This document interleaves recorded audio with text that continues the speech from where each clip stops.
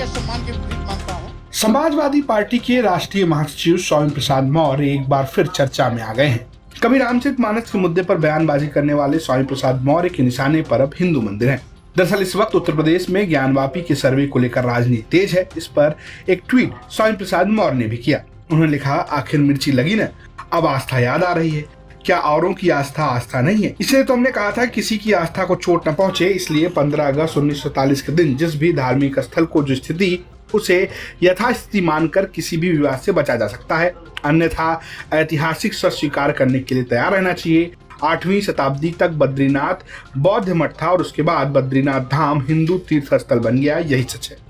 इसके बाद बीजेपी के नेताओं का बयान तो आना लगभग स्वाभाविक था, लेकिन इन सब के बीच मायावती ने भी एक ट्वीट करके स्वामी प्रसाद मौर्य पर हमला बोला।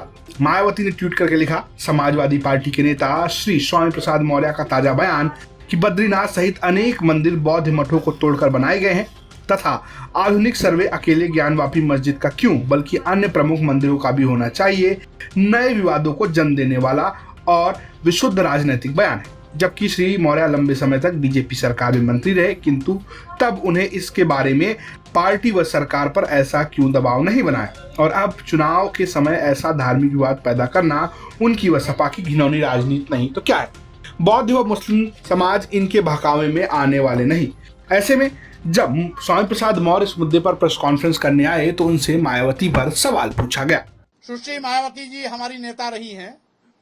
मैं उनके हर प्रश्न का जवाब देना उनके सम्मान के विपरीत मानता हूं, लेकिन मेरी मंशा मुस्लिम और बौद्धों को खुश करने का नहीं है, बल्कि इस देश की